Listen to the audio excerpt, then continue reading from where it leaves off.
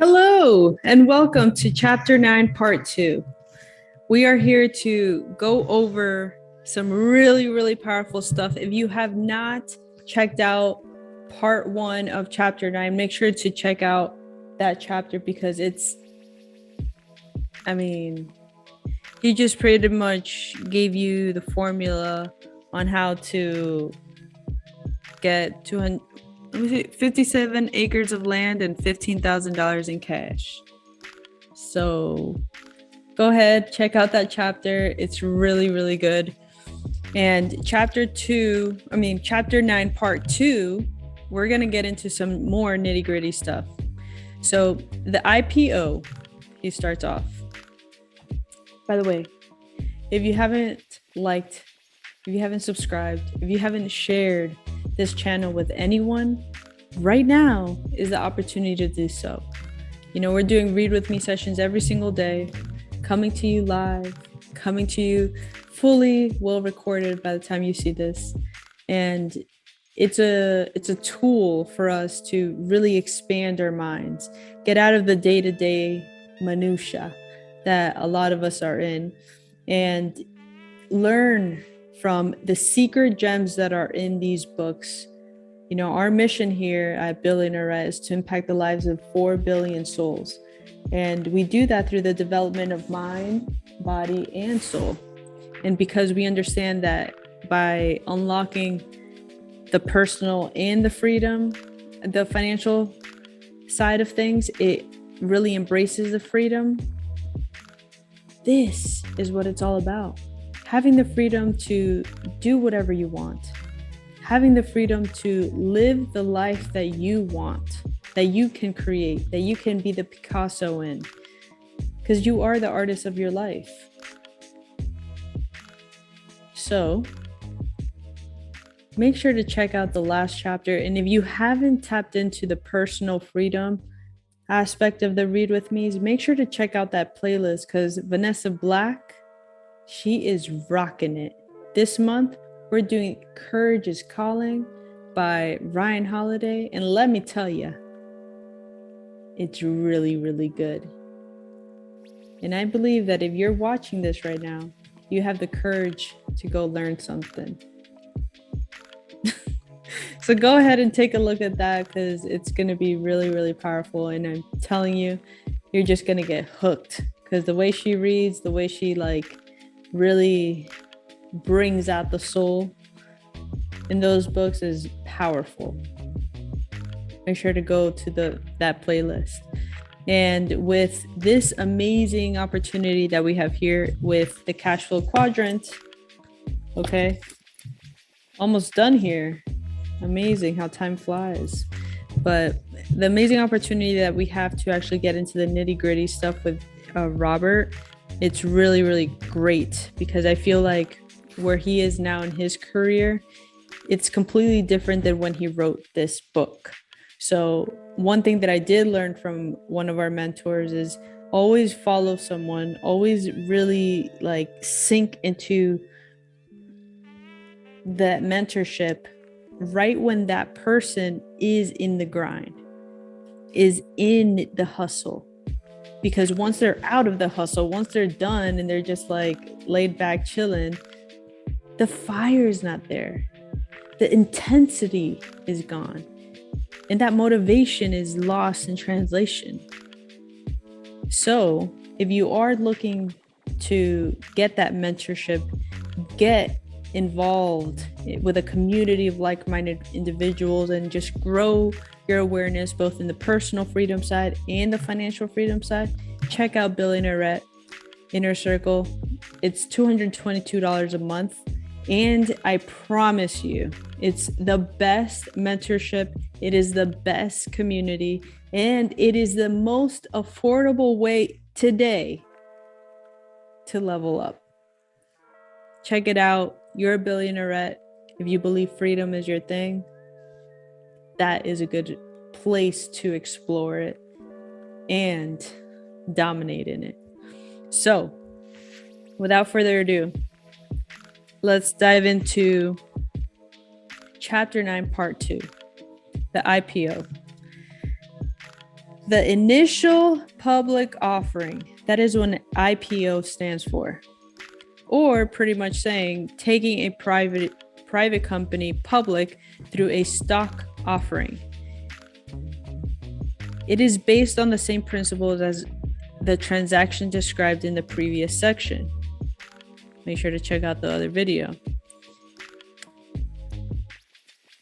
While the words, the market, and the players are different, the basic underlying principles remain the same. When my organization forms a company to take public, we often create value out of thin air, even though we try to base it on the accurate opinion and fair market value. We take the offering to the public market, and instead of this equity being sold to one person, it is sold to thousands of people as shares of a company. The value of experience. I recommend people start in the B quadrant before proceeding into the I quadrant. Regardless of whether the investment is in real estate, a business, stocks, or bonds, there is an underlying comprehensive business sense that is essential to being a sound investor. Some people have a comprehensive sense, but many do not, primarily because schools train us to be highly specialized, not comprehensively trained. Schools train us to be highly specialized, but not comprehensively trained. For those thinking about moving to the B and I quadrants, I recommend starting small and taking your time. Do bigger deals as your confidence and experience grows. But remember, the only difference between an $80,000 deal and an $800,000 deal is a zero. The process of going through a small deal is much the same as doing the same deal much bigger, multi-million-dollar public offerings. As a matter of fact, it is only a matter of more people, more zeros, and more fun. Like that. More people, more zeros, and more fun. Once a person gains experience and a good reputation, it takes less and less money to create bigger and better investments. Many times it takes no money to make a lot of money. Why? Well, experience is valuable. As stated earlier, if you know how to make money with money, people will flock towards you with money. Start small, take your time, experience more. And always remember that your experience is worth way more than money. Like that. It is simple and easy. In theory, the numbers and transactions on the right side of the cash flow quadrant are simple, regardless of whether we're talking about stocks, bonds, real estate, or business. To be financially well off simply means being able to think differently, to think from different quadrants, and to have the courage to do things differently.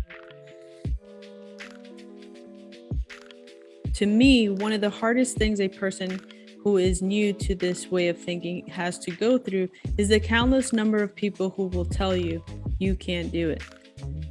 If you can overcome that kind of limited thinking and seek out people who say to you, yes, I know how to do that, and I'd be happy to teach you, your life will be much easier.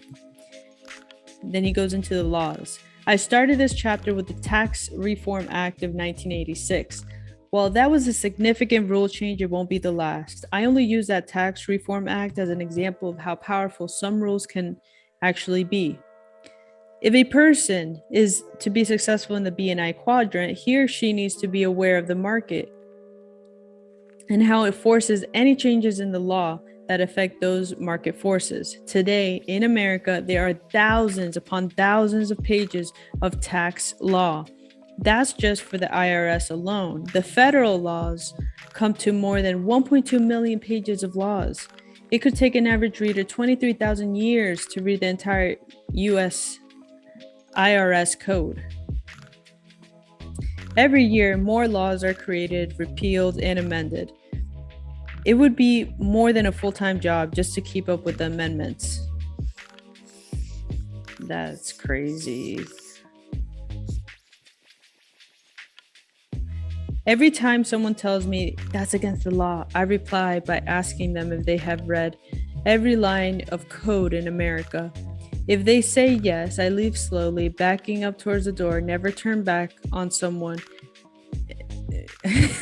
I leave slowly, backing up towards the door. Never turn your back on someone who thinks they know every law. To be successful on the right side, it requires seeing 5% with your eyes and 95% with your mind. Understanding the laws and market forces is vital in financial success. Great transfers of wealth often occurs when laws and markets change. So it's important to pay attention if you want to have those changes work in your favor and not against you. The government needs your money. I believe in paying taxes. I know the government provides many important and vital essentials for a well-run civilization. Unfortunately, in my opinion, the government is too big, mismanaged, and has made too many promises it cannot keep. But it's only the fault of the politicians and lawmakers in office today. Most of the financial problems we face today were created by their predecessors.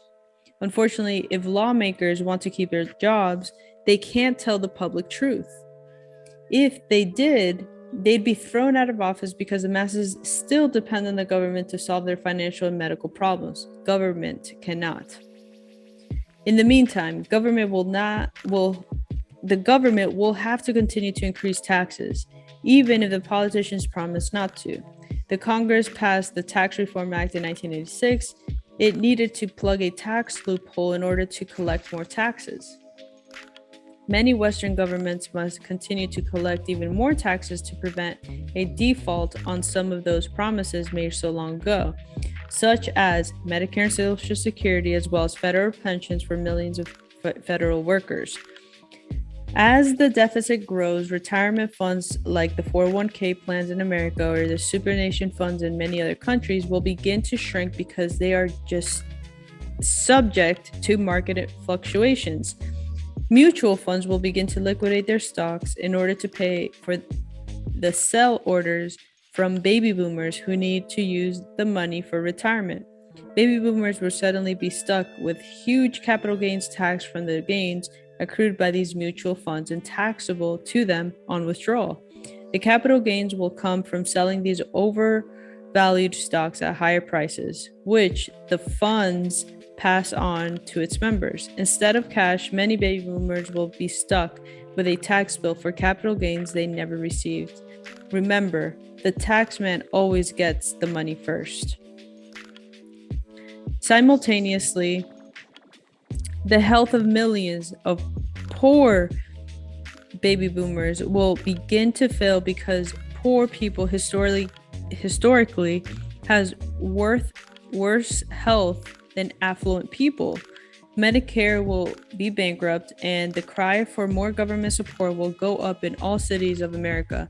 Add this page to the eclipsing of America by China as the nation with the largest GDP and the trend toward pushing services such as accounting, information technology, and telesales to nations such as India, and it becomes clear that wages will have to come down or productivity must skyrocket in order to meet the challenges of a rapidly changing global marketplace. The next great transfer of wealth is taking place by ignorance. The industrial age entitlement mentality of big government and big business should be on its way out. But here we are in the midst of information age, and we are grasping at old solutions to new problems. In 1989, the Berlin Wall came down.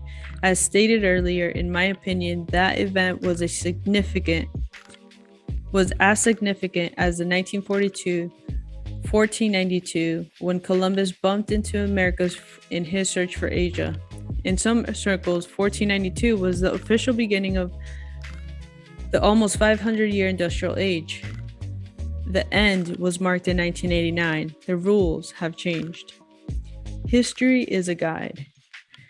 My rich dad encouraged me to learn the game well. After I learned it well, I could do what I wanted with what I knew. I write and I teach out of concern that more people need to know how to take care of themselves financially and not become dependent upon the government or a company for life support. I hope I'm wrong about what I see coming down the road economically. Maybe governments can keep making promises to take care of people, keep on raising taxes, and keep on going into greater debt. Maybe the stock market will always go up and never come down again. And maybe real estate prices will go up again and your home will become your best investment. Maybe millions of people will find happiness earning a minimum wage and be able to provide a good life for their family. Maybe this can all happen. But I don't think so. Not if history is of any guidance. Historically, if people live to be 75 years of age, they live through 2 recessions and 1 depression. As baby boomers, we have gone through 3 recessions, and some question whether we are entering another depression. Maybe there will never be one, but history says there will be. As the saying goes, if your neighbor loses his job, it's a recession. If you lose your job, it's a depression. The reason my rich dad had me read books on the great capitalists and the economists was so I could gain a longer view and a better perspective on where we have to come from and where we are going. Just as there are waves on the ocean, there are great waves in the markets. Instead of the wind and the sun driving the waves of the ocean, the waves of the financial markets are driven by 2 human emotions, greed and fear. I don't think that depressions are things of the past because we will always have those emotions of greed and fear. And when greed and fear collide and a person loses badly, the next human emotion is depression. And depression is made up of anger and sadness, anger with oneself and sadness over the loss. Economic depressions are emotional depressions. People lose and then they get depressed. Even when the economy appears to be in great shape, there are millions of people who are in various stages of depression. They may have a job, but deep down, they know they are getting ahead. They are not getting ahead financially. They are angry at themselves and sad over the loss of time. Little do they know that they have been trapped by the industrial age idea of find a safe, secure, and don't worry about the future type of mentality. It's so true and it's so sad. Very deep. A great change means opportunity. We are entering an era of tremendous change of opportunity. For some people, it will be the best of times. For others, it will be the worst of times. As President John Kennedy once said, a great change is at hand. Kennedy came from the right side of the Cashflow Quadrant, by the way. Back in the 1960s, he tried desperately to elevate the lives of those stuck in a time warp. Unfortunately, decades later, millions of people are still trapped in those time warps, following ideas that were handed down from past generations. Ideas such as go to school so you can find a secure job. While education is more important than ever before, we need to be teaching people to think a little further than just looking for a secure job and expecting the company or the government to look after them, but actually go out there and get it.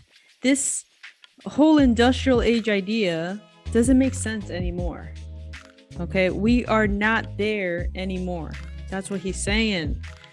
And I agree with you, Robert. I agree. Nobody said it was fair for this country. Nobody said it was fair, for this is not a fair country. We are a free country, though. There are people who work harder, who are smarter, who are more driven for success, and who are more talented, or they have the desires of the good life than others. In America, we are thankfully free to pursue all those ambitions if we have the determination to do so. Yet, every time somebody does better than we do, some people say it's unfair. The same people who think it would be more fair if the rich shared with the poor. Well, nobody said it was fair.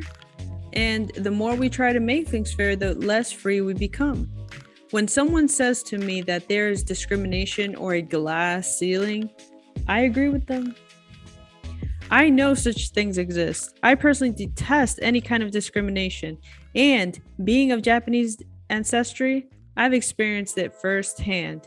In the E and S quadrants, discrimination does exist, especially in companies. Your looks, your education, your skin color, and your gender, all of them, they count on the left side. But they don't count on the right side, where fairness and security don't matter. It's all about freedom and the love of the game. If you want to play the game on the right side, the players will actually welcome you. If you play to win, fine. They will embrace you even more and ask you for your secrets. If you play to lose, they'll gladly take all your money. But don't complain or blame someone else for your failures. That is not the way the game is played on the right side. It's not meant to be fair. Being fair is not the name of the game. Wow. He brought it. He brought it with that one, y'all. Robert got cold. Oof. It don't matter where you come from. It don't matter. The industrial age is gone. And if you want to play the game, go to the right side because you won't be discriminated upon. Just got to know the game. Why does the government leave the B and I quadrants alone? Why? Well, in reality, governments don't leave the B and I quadrants alone.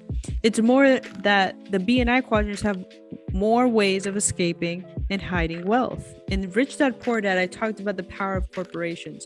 One big reason the rich keep more of their wealth is simply because they operate as corporate bodies and not human bodies. A human body needs a passport to go from country to country. A corporate body doesn't. A corporate body travels the world freely and can often work freely. A human body needs to register with the government, and in America, they need a green card to work. A corporate does not.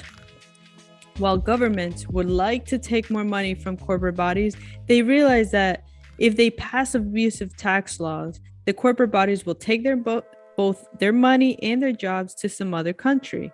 In the industrial age, people talked about offshore as a country. The rich have always sought tax havens where their money would be treated kindly. Today, offshore is not a country, it's cyberspace. Cyberspace. Money being an idea and invisible. It can now hide in the invisible electrical realm. Soon, it is not already being done. People will do their banking on a geosynchronous satellite orbiting system in space, free from any laws. Or they may choose to operate in a country whose laws are more favorable to rich people. In Rich Dad Poor Dad, I wrote that corporations become popular at the start of the industrial age, just as after Columbus discovered a new world filled with riches. Each time the rich sent a vessel out to sea, they were at risk because if the ship didn't come back, the rich didn't want to be indebted to the families of the sailors who died. So the corporations were formed for legal protection and to limit the risk of loss to the amount of money ventured. Wherever I travel in the world, the people I dealt with primarily are employees of their own corporations. So in theory, they own nothing and really don't exist as private citizens. They exist as officers of their rich corporations, but as private citizens, they own nothing. And wherever I go in the world, I meet people who tell me, you can't do that in this country. It's against the law. Little do most people realize that countries' laws in the Western world are very similar. They may use different words, but in principle, their laws are pretty much the same. If possible, I recommend that you at least consider being an employee of your own corporation. It is especially advisable for a high income S or B even if they own franchises or earn their income from a network marketing. Seek advice from competent financial advisors to help you choose and implement the best structure for your particular situation. There are two kinds of laws, okay? Two kinds. On the surface, it seems as if there are laws for rich and laws for everyone else. But in reality, the laws are the same. The only difference is that the rich use the laws to their advantage, while the poor and the middle classes don't. That is a fundamental difference. I strongly suggest hiring smart advisors, obeying the law, and making lots of money legally. Your legal advisor will serve as your early warning system for upcoming changes in the law. And when laws change, wealth changes hands. Wealth will change hands, ladies and gentlemen. Be prepared. You have two choices. One advantage of living in a free society is the freedom to make choices. In my opinion, there are two big choices: the choice of security and the choice of freedom.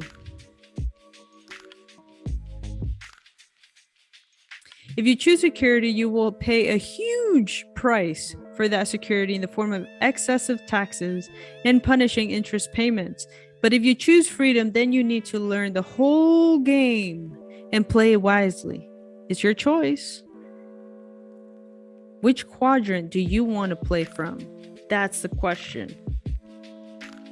Part 1 of this book defined the specifics of the cash flow quadrant, while part 2 focused on the developing the mindset and attitude of someone who chooses the right side of the B and I quadrant. So by now, you should know which quadrant you are currently in and have an idea where you want to be. You should also have a better understanding of the mental process and the mindset of operating from the right side of the cash flow quadrant.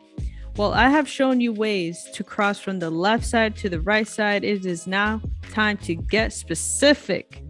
Now, into the final section, I will identify the 7 steps to find the financial fast track that I consider essential in moving to the B and I quadrant. Yes, let's do this. Build businesses and buy real estate. In 1943, the United States began taxing all working Americans via payroll deductions. In other words, the government got paid before people in the E quadrant got paid. Anyone who was purely an E had little escape from the government. It also meant that instead of only the rich being taxed, which was the hope of the 16th Amendment, every E and S got taxed, rich or poor. Today, the lowest wage earners in America pay more in taxes as a percentage of total income than the rich and middle class. Ooh, y'all. If you don't know how much taxes you're paying, it's because you're paying a lot. That is so strong. In 1986, the Tax Reform Act went after the highly paid professionals in the S quadrant. This act specifically targeted doctors, lawyers, architects, dentists, engineers, and other professionals, and made it difficult, if not impossible, for them to shelter their income the way the rich can do in the B and I quadrants. These professionals were forced to operate their businesses through S corporations instead of C corporations, or else pay a tax penalty. The rich do not pay this penalty. Income for these highly compensated professionals is then passed through the S corporation and taxed at the highest individual tax rate possible. They do not have the opportunity to shelter their income through deductions allowed to C corporations.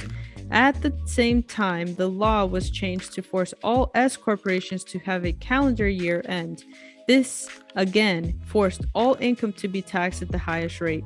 When I discussed these changes with my CPA, he reminded me that the biggest shock to newly self-employed people generally comes at the end of their first business year, when they realize that the biggest tax that they are paying is a self-employment tax. This tax is double for S's or self-employed over what they paid as an E or employee. And it is calculated based on the income before the individual can deduct any itemized deductions or personal exemptions. It is possible for a self-employed person to have no taxable income, yet still owe self-employed employment tax. Corporations, on the other hand, do not pay self-employment tax. The 1986 Tax Reform Act also effectively pushed the E's and S's off America out of real estate as an investment and into paper assets such as stocks and mutual funds. Once the downsizing began, millions not only felt less secure about their jobs, but they also felt less secure about their retirement simply because their future financial well-being was based upon paper assets subject to the ups and downs of the market. The 1986 Tax Reform Act also appears to have the intention of shutting down the smaller community banks in America and shifting all banking to large national banks. I suspect that this was done so America could compete with the large banks of Germany and Japan. If that was the intent, it was successful. Today in America, banking is less personal and purely by the numbers. The net result is that it is harder for certain classes of people to qualify for home loans instead of a small town banker knowing you personally. A central computer spits your name out if you don't meet its impersonal qualification requirements. After the 1986 Tax Reform Act, the rich continued to earn more, work less, pay less in taxes, and enjoy greater asset protection by using the formula my rich dad gave me years earlier, which was build a business and buy real estate. The idea was to make a lot of money via C corporations and shelter the income through real estate. While millions upon millions of Americans work, pay more and more in taxes, and then pour billions each month into mutual funds, the rich are quietly selling shares of their C corporations, making them even richer, and then buying billions in investment in real estate. A share of a C corporation allows the buyer to share in the risk of owning the company. A share of stock does not allow the shareholder the advantages that owning a C corporation and investing in real estate offer. I'm curious. Are you an S corporation? Are you an LLC? Are you a C corp?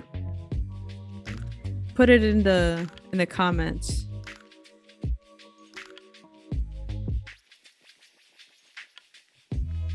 Why did my rich dad recommend building businesses in the C corporation and then buying real estate? Well, because the tax laws reward people who operate that way. But this subject is beyond the scope of this book. Just remember the words of immensely wealthy people, such as Ray Kroc, founder of McDonald's: "My business is not hamburgers. My business is real estate." Or remember the words of my rich dad, who also drummed it into my head: "Build businesses and buy real estate." In other words, I needed to seek my fortune on the right side of the cash flow quadrant to take full advantages of the tax laws. In 1990, President George Bush raised taxes after promising, read my lips, no new taxes.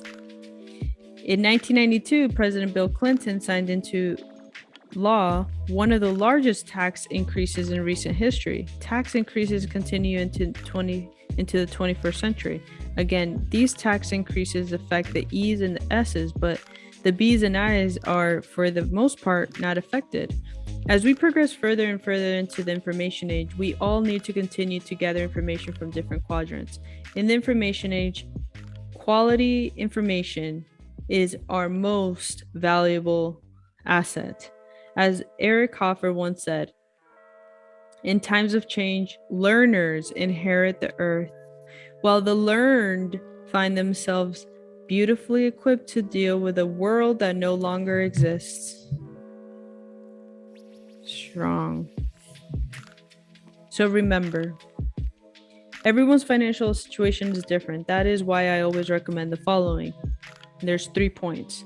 1, seek out the best professional and financial advice you can find. For example, while a C corporation works well in many instances, it is not the best structure of all time. Even on the right side of the cash flow quadrant, occasionally an S corporation is appropriate. Number 2, remember that there are different advisors for the rich, the poor, and the middle class, just as there are different advisors for people who earn their money on the right side and on the left. So also consider seeking advice from people who are already where you want to go. And then number 3, never do business or invest for just tax reasons. A tax break is an extra bonus for doing things the way the government wants. So it should be a bonus, not the reason. If you are not a US citizen, this advice remains the same. Our laws may be different, yet the principles of seeking competent advice remain the same. People on the right side operate very similarly throughout the world. And that concludes chapter 9, part 2. And if you are currently not a corporation, maybe you're an S and you haven't gotten your business structured, you got to do it. Our intention is to put more content that is in alignment to business owners. We work with coaches from all over the world. So we want to start putting information out there that can actually help grow their business, get them more financially educated, and most importantly, provide the tools and resources that are out there from people that are already getting the results that people need. So we will be doing interviews. We will be bringing on some experts within the spaces of crypto, taxes, and also investments, so we can reach a bigger network, 1, and then 2, within that bigger network, being able to provide information, quality information, valuable information that can change one's life forever. So with no regrets, and just absolutely lots and lots of awareness and just mindfulness, I encourage you, check out the other videos, both in the personal and financial freedom playlist. They're designed for you. They're made for you. You are perfect. Don't forget that. But most importantly, you are loved. So because these were created for you, go ahead, get them in. And most importantly, like, subscribe, and share this with your friends. Share this with someone that you know will, have a hoot.